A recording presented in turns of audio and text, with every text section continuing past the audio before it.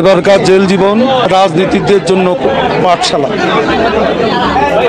আমি জীবনে সে পাঠশালা থেকে শিক্ষা। শুধু নেত্রীকে জিজ্ঞেস করলাম, আপা গ্রেফতার হব? বললাম না। আমি আপা যখন বলছে গ্রেফতার হইতে মানা করছে, পৃথিবীর কোনো শক্তি নাই যে শামীম ওসমানকে গ্রেফতার করে। উৎসুক জনতা আমরা সবাই।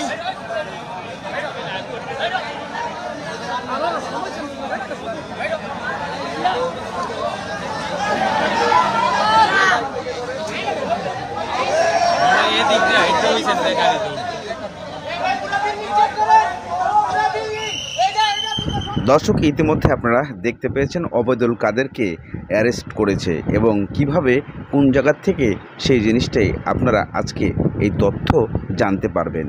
তবে এদিকে শামীম ওসমান চ্যালেঞ্জ করেছেন যে কারো বাবার ক্ষমতা নাই আমাকে অ্যারেস্ট করার। তবে এই ঘটনাকে কেন্দ্র করে কিভাবে অ্যারেস্ট হলো ওবায়দুল কাদের এবং কোন বাড়ি থেকে, আপনারা সেই দৃশ্যটা হয়তোবা কিছু অংশ দেখেছেন, তবে বাকি অংশ আপনারা দেখতে পাবেন ভিডিও শেষ অংশে, কেননা এর মাঝে অনেক কিছু কথা রয়ে গেছে এবং দেখতে পারবেন। আসিফ নজরুল আইনমন্ত্রী উনি বলেছেন যে তার আইনের প্রয়োগগুলা টোটালও ঠিক ছিল না।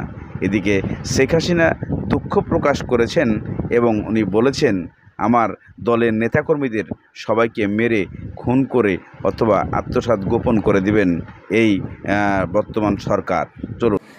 বাংলাদেশকে আবার ভিক্ষুকের জাতি করে দেওয়া, এটাই বোধহয় এদের পিছনে ষড়যন্ত্র। তো আমার কি এটাই অপরাধ যে আমি মানুষের জীবন মান উন্নত করার জন্য কাজ করেছি আর সেই জায়গাগুলিকে হামলা করতে হবে? সেটাই হচ্ছে সব থেকে দুঃখজনক যে দিন রাত অক্লান্ত পরিশ্রম করে বাংলাদেশটাকে যখন একটা জায়গায় নিয়ে আসলাম, আজকে সেখানে দেখি এই একদিকে জ্বালা পোড়া সব কিছু। ঠিক যে প্রতিষ্ঠানগুলি মানুষের সেবা দেয়, আজকে মেট্রো রেলে চড়ে মানুষ কত অল্প সময়ের মধ্যে সময় বাঁচিয়ে কর্মস্থলে পৌঁছাতে পারতো, আবার ফিরতে পারতো। সেখানে ছাত্ররা, চাকরিজীবী, সাধারণ মানুষ সবাই তো যেতে পারতো। সেই স্টেশনগুলি পুড়িয়ে এখন ট্রাফিক জ্যাম, মানুষের কষ্ট। আমি তো কষ্ট লাঘব করেছি, কিন্তু যারা এইভাবে আগুন দিয়ে পুড়িয়ে মানুষের সে কষ্টে আবার ফেলে দিল, তাদের বিচার দেশের মানুষকেই করতে হবে। আমি খালি সকলের সহযোগিতা চাই। আর এইভাবে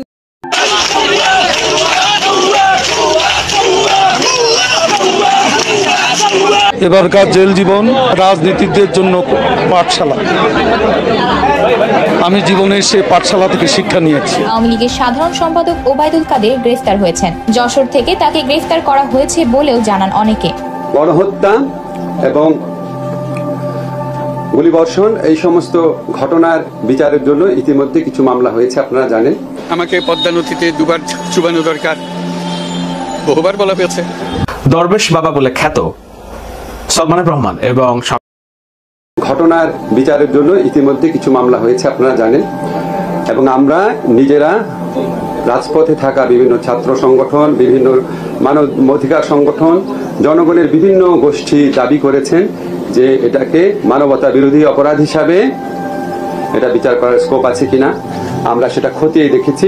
আপনাদেরকে আমরা বলতে চাই, 1973 সনে যে ইন্টারন্যাশনাল ক্রাইম ট্রাইব্যুনাল অ্যাক্ট আছে, যেটা পরে 2009 এবং 13-তে সংশোধনী হয়েছে, সেই আইনে আমরা জুলাই গণহত্যা বলতে আমি অগাস্টের প্রথম 5 দিনের গণহত্যার কথা বোঝাচ্ছি। এটার জন্য দায়ী যে ব্যক্তিবর্গ আছেন, ওনাদের বিচারের জন্য আন্তর্জাতিক অপরাধ ট্রাইব্যুনালে ওনাদের বিচারের জন্য আমরা ইতিমধ্যে একটা ছোটখাটো গবেষণার মতো করে দেখেছি এই আইনের অধীনে এই হত্যাকাণ্ডের সাথে জড়িত ব্যক্তিরা এবং যারা আদেশ দিয়েছেন, বিভিন্নভাবে সহযোগিতা করেছেন, তাদের সকলকে বিচারের আওতায় আনা সম্ভব। এবং আমরা এই আন্তর্জাতিক অপরাধ ট্রাইব্যুনাল, এখানে আপনারা জানেন একটা ইনভেস্টিগেশন এজেন্সি আছে, একটা প্রসিকিউশন টিম আছে, এগুলিকে আমরা রিঅর্গানাইজ করার চেষ্টা করছি। আদালতটা একটু পরে করব। আর এই ইনভেস্টিগেশনের ক্ষেত্রে এটা আমরা জাতিসংঘের তত্ত্বাবধানে করার চেষ্টা করছি। জাতিসংঘ থেকে আমাদের বারবার সহযোগিতার আশ্বাস দেওয়া হয়েছে। আমরা বিচারের সত্যিকারের স্বচ্ছতা, নিরপেক্ষতা নিশ্চিত করার জন্য আমরা জাতিসংঘের তত্ত্বাবধানে, আমাদের ইনভেস্টিগেশন টিম থাকবে, তারা কাজ করবে জাতিসংঘের তত্ত্বাবধানে। সর্বাত্মক তত্ত্বাবধানে সেটার লক্ষ্যে সমস্ত উদ্যোগ গ্রহণ করব। ইতিমধ্যে এখানে জাতিসংঘের যে আবাসিক প্রতিনিধি আছে ওনার সাথে আমরা মিটিং করব, ডিসিশন নিয়েছি, ডেট ঠিক হয় নাই, সহযোগিতা চাপো। এছাড়া আমাদের আরও উচ্চ পর্যায় থেকে জাতিসংঘের বিভিন্ন কনসার্ন এজেন্সি আছে, ওনাদের সাথে যোগাযোগ করা হবে, আমরা করব। আমরা আশা করছি দ্রুত আমরা এটা শুরু করতে পারবো। প্রথম প্রশ্ন হচ্ছে, আমরা রোম স্ট্যাটিউট যেটা বলে আন্তর্জাতিক ইন্টারন্যাশনাল ক্রিমিনাল কোড স্ট্যাবলিশ হয়েছে, আমরা রোম স্ট্যাটিউটের র্যাটিফাইং কান্ট্রি অর্থাৎ সদস্য রাষ্ট্র। কিন্তু আপনি আন্তর্জাতিক অপরাধ আদালতে তখনই যেতে পারবেন যদি আপনি নিজস্ব অপরাধ আদালতে এটার বিচার করতে আনউইলিং, অনিচ্ছুক বা আনএবল, অসমর্থ হন। আমরা তো অসমর্থ না, আমরা এই বিচারটা করা যায় নাকি সেই ব্যাপারে আমরা বদ্ধপরিকর, এবং এই বিচারের আওতায় সর্বোচ্চ পর্যায়ে, বিগত সরকারের সর্বোচ্চ পর্যায়ে ব্যক্তিদের সংশ্লিষ্টতা খতিয়ে দেখে ওনাদেরও বিচার করা সম্ভব বলে এটা আমরা মনে করছি। ভিকটিম পরিবারের ন্যায় বিচার পাওয়ার সবচেয়ে বড় একটা স্কোপ তৈরি হয়েছে। আপনারা জানেন আমাদের পুলিশ প্রশাসনকে কিভাবে ব্যবহার করা হয়েছে, আমাদের মন্ত্রীরা পুলিশ প্রশাসনকে কিভাবে ব্যবহার করেছে, আমাদের মন্ত্রী এবং রাজনৈতিক দল নেতারা ছাত্র সংগঠন, ছাত্রলীগের মতো ঐতিহ্যবাহী একটা সংগঠন, বাংলাদেশের স্বাধীনতা সংগ্রামে অন্যতম ভূমিকা রাখা সংগঠন, সেই সংগঠনকে কি ধরনের সন্ত্রাসী কাজে ব্যবহার করেছে। এখন আমরা শুধুমাত্র পুলিশ ছাত্রলীগের অপরাধ দেখলে তো হবে না, যাদের কমান্ড ছিল, যাদের আদেশ নির্দেশে তারা করেছে, সে সর্বোচ্চ পর্যায়ে ব্যক্তিও যদি হয় সেটাও এই আইনের আওতায় বিচার করা সম্ভব। যেই জন্য আমরা মনে করছি। এবং সাবেক আইনমন্ত্রী যার হাতে হাজারো খুনের দাগ লেগে আছে, রক্তের দাগ লেগে আছে, বিচার বিভাগকে ব্যবহার করে বিচারিক হত্যাকাণ্ড এবং সব স্বাভাবিক হত্যাকাণ্ডকে সরকারের পক্ষে বৈধতা দিতে যিনি আইনকে খুব জঘন্য ভাবে ব্যবহার করেছেন, সেই আনিসুল হকের শেষ যে পরিণতি, এই পরিণতি দেখার জন্য নিশ্চয়ই তাদের পরিবার, শুভানুধ্যায়ী আত্মীয় স্বজন কেউই অপেক্ষা করছিলেন না। অপেক্ষা হয়তো করছিলেন যে তারা আইনে সোপর্দ হবেন এবং তারা আদালতে আত্মসমর্পণ করবেন এবং একটা বিচার কাজ হবে নিয়ম মাফিক, এটি হয়তো তারা সর্বোচ্চ আশা করেছিলেন। কেউ কেউ আশা করেছিলেন যে তারা হয়তো এরই মধ্যে বিদেশে পালিয়ে গিয়েছে। বিশেষত সালমান এফ রহমান, বিবিসি একটি প্রতিবেদন করেছিল যেখানে বলা হয়েছিল যে শেখ হাসিনা যখন ইন্ডিয়াতে পালিয়ে যান ভারতে, তখন তার সফর সঙ্গী হিসেবে তার বোন এবং সালমান এফ রহমানের কথা লিখেছিল। সুতরাং আমরা ভেবেছিলাম যে হয়তো বা তারা পালিয়েছেন, অথবা যদি দেশের ভিতরে থেকে থাকেন তাহলে তারা হয়তো তাদের বাসা। দর্শক, আপনারা ইতিমধ্যে অনেক কিছু তথ্য এখান থেকে পেয়েছেন, যেখানে বর্তমান আমাদের বাংলাদেশের যে আইন ও বিচার বিভাগের উপদেষ্টা মন্ত্রী আসিফ নজরুল সাহেব, উনি যে কথাগুলো বলেছেন সে কথাগুলোর মধ্যে অনেকটাই যুক্তি আছে। এদিকে যে সমস্ত কথা আলোচনায় আসে যে বিশেষ করে ওবায়দুল কাদের উনি নিজেকে অনেকভাবে আইন প্রয়োগ করে, ক্ষমতা প্রয়োগ করে হাজার হাজার কোটি টাকার বনে করে নিয়েছেন, কিন্তু অসহায় হয়ে আজকে উনি ধরা পড়ে জনগণের উপর আত্মা চাপাতে চেষ্টা করছেন, কিন্তু তাকে কোনো প্রকার জনগণ ক্ষমা করবে না। আইনের আওতায় যখন তাকে আনা হয়েছে, তার পরিকল্পিতভাবে একটা বিচারাধীন কাজ নিয়ে এসে বিচার করতে হবে। তবে এই সব কিছুর অপেক্ষায় থাকার পরে আপনারা দেখবেন যে আমদান রহমান পার্থ উনি অনেক কিছু তথ্য দিয়েছেন। এই আমদান রহমান পার্থর শেষেই দেখা যাবে কোন বাড়ি থেকে ওবায়দুল কাদেরকে তুলে নেওয়া হয়। দেখা আলোচনাটা খুব ব্রিফ হয়েছে। ব্রিফের মধ্যে আমি আলাপ করেছি, মানে আমি বলেছি, রিকোয়েস্ট করেছি যে ওনারা কতদিন থাকবেন সেটা একটা রোড ম্যাপ যদি দেয় তাহলে আমরা বুঝতে পারি যে কি কি রাষ্ট্র মেরামতের কাজ ওনারা হাতে নেবেন। এটা রোড ম্যাপটা খুব ইম্পর্টেন্ট জাতির জন্য, যে ওনারা কি কি কাজ করতে চাচ্ছেন। তো ওনারা বলেছেন যে আগামী মাসে আবার এক্সটেন্সিভলি আমাদের সাথে বসবেন, সব রাজনৈতিক দলের সাথে বসবেন, তখন একটা ক্লিয়ার আইডিয়া পাওয়া যাবে যে কি কি কাজ ওনারা হাতে নিতে পারেন এই জিনিসটা নিয়ে। এর বাইরে আর তেমন কোনো গুরুত্বপূর্ণ আলাপ হয়নি। আমরা বলেছি যে আমাদের সাপোর্ট ওনাদের জন্য থাকবে।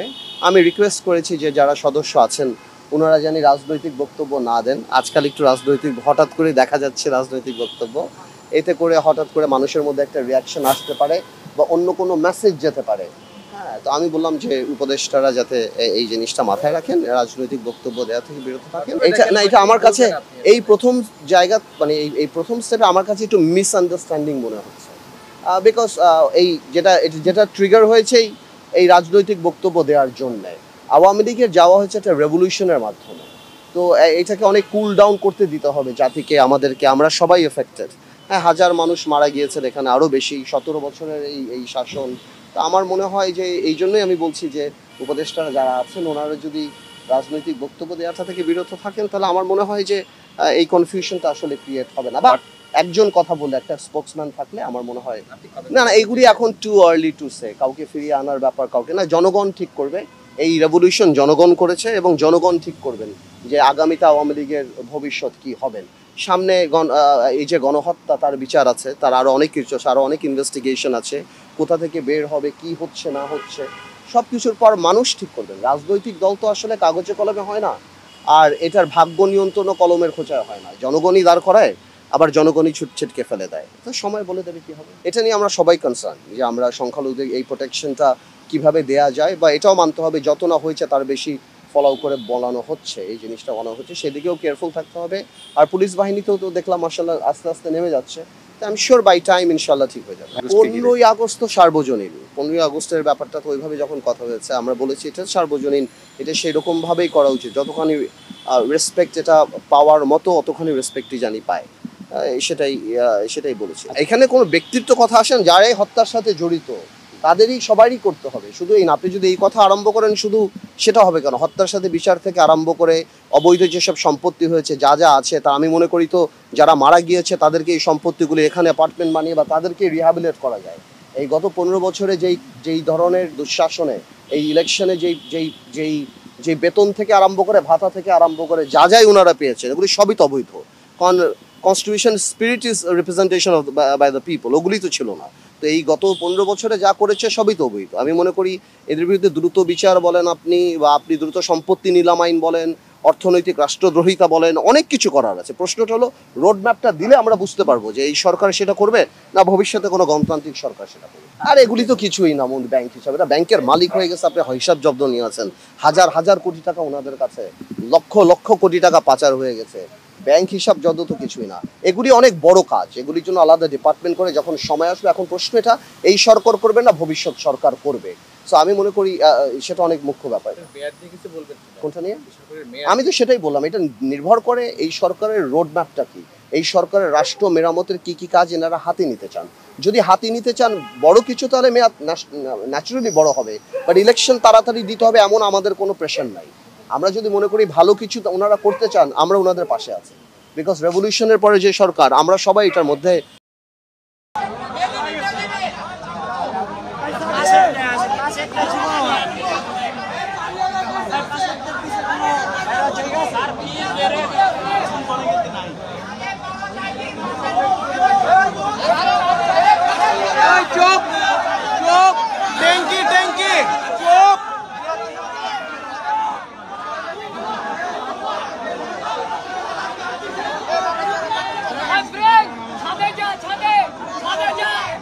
ট্যাঙ্কি চেক করো, ট্যাঙ্কি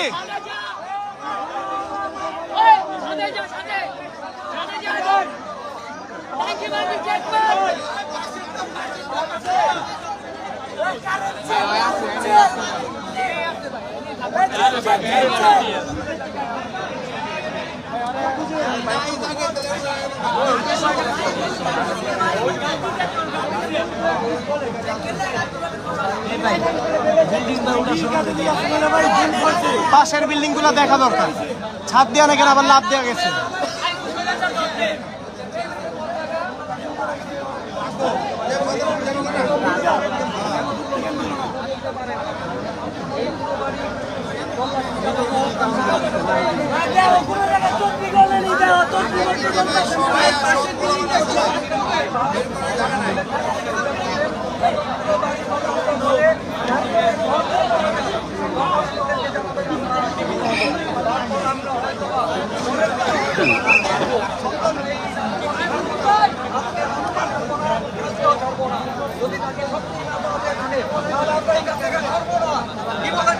Yes!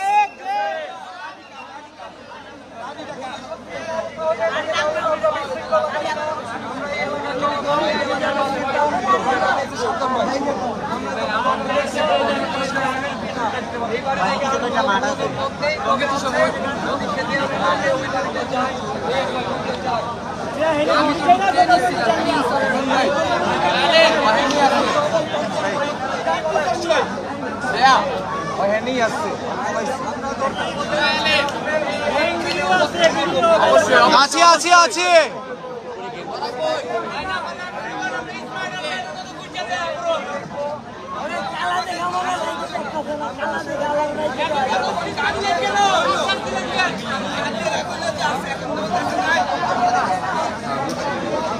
ভাই আমি একটু লাইভটা অফ করতেছি, পানির পিপাসা লাগছে অনেক, পানি খেয়ে আসি।